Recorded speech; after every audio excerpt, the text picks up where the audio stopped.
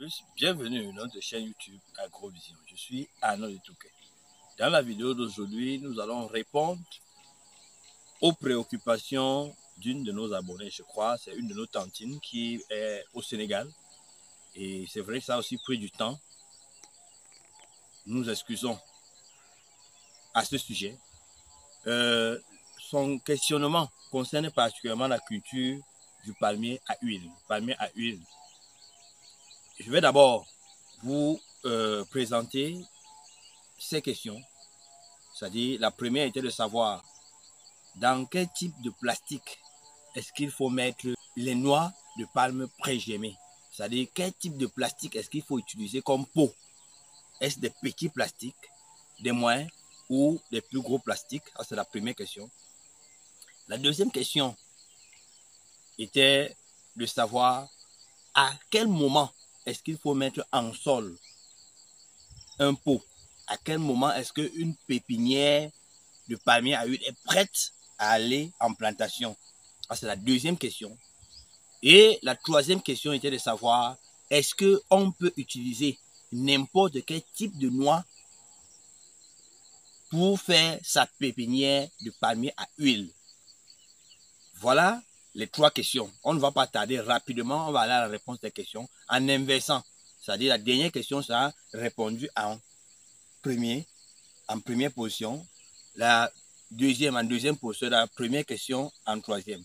C'est-à-dire, je m'en vais donc répondre à la question de savoir est-ce que tout type de noix peut être utilisé comme noix pré-germée pour la pépinière de palmier à huile? Je vais dire non. Non, pourquoi? Parce que vous faites pré-germer les noix pour votre culture de palmier à huile en fonction de vos objectifs, en fonction de la production escomptée. Si vous avez besoin, par exemple, de 4,5 tonnes par hectare, il y a un type de noix bien précis qu'il faut choisir. Si vous n'avez pas besoin, bien évidemment, d'une forte production, il est clair qu'il ne faudrait pas perdre du temps à faire la sélection. Mais, quel que soit le cas, il faut sélectionner un type de noix bien précis pour faire sa pépinière de palmier à huile. Et c'est pour cette raison que je vous conseille de faire vos propres pépinières ou encore de vous rassurer que les noix pré-germées que vous avez sont du type choisi. Sont par exemple Tenera, sont par exemple Dura, sont par exemple Piscifera. Il faut vous rassurer de cela. Et vous pouvez donc contacter quelqu'un qui a les ressources intellectuelles en la matière pour faire la pépinière. C'est-à-dire pour mélanger le substrat, mettre en pot et suivre. Parce que c'est très important. Par exemple, je causais avec mon collaborateur, avec mon ami, et son papa a fait une petite palmeraie. On lui avait fait comprendre à l'achat qu'il achetait Tenera F1. Mais bien après, qu'est-ce qu'il a constaté? Il a constaté que dans la pépinière qui lui avait été vendue, il y avait plusieurs types de noix. Entre autres, même, il y avait Dura, que je ne vous conseille pas.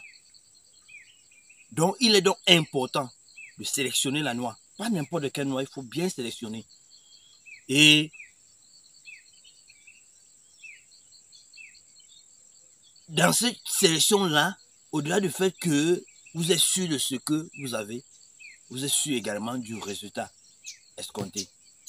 La deuxième question à laquelle je m'en vais répondre, c'est celle de savoir à quelle période précise est-ce qu'il faut mettre une pépinière de palmier à huile en champ.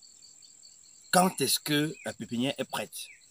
Premièrement, je vous conseille de faire votre pépinière de palmier à huile pendant au moins 9 mois. C'est-à-dire de la mise en pot jusqu'à la possibilité de mise en plantation, 9 mois.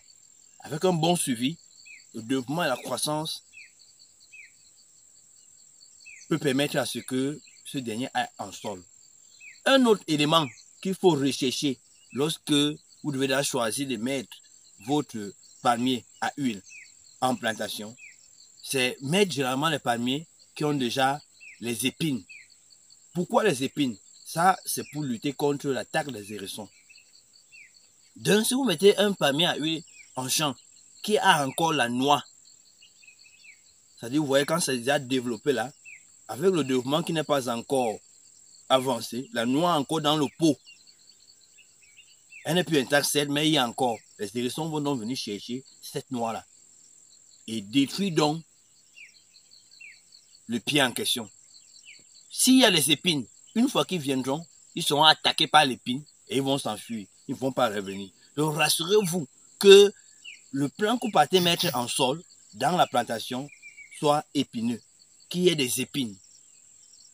S'il arrive que la contrainte climatique vous amène donc à mettre un plan en sol qui n'a pas les épines, vous l'encerclez des fils, vous l'encerclez d'un grillage.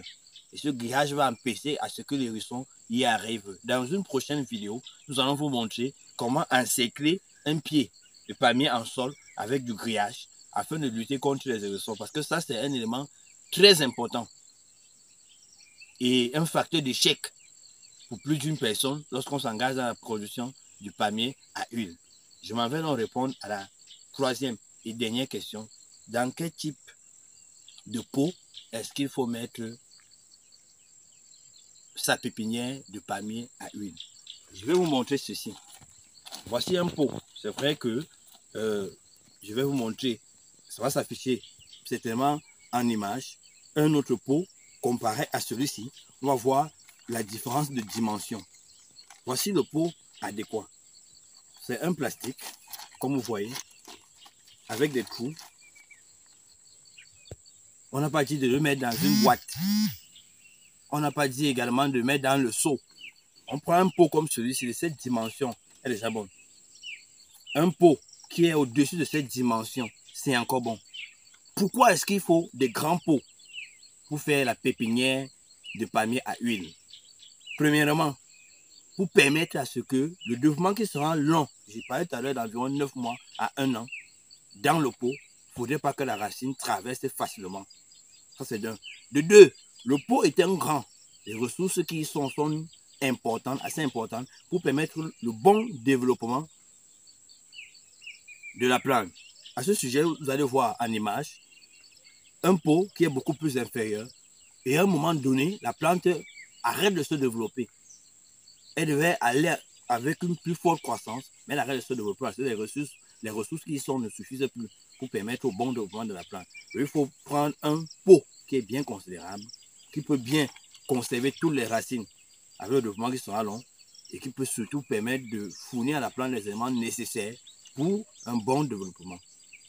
Je pense à ma tantine, je pense que j'ai répondu à toutes ces préoccupations. Si vous avez d'autres questions, laissez-le dans la barre de description, likez la vidéo, partagez et activez la petite cloche de notification. Et si vos questions retiennent particulièrement notre attention, nous allons également produire des vidéos pour répondre à ces questions. Merci.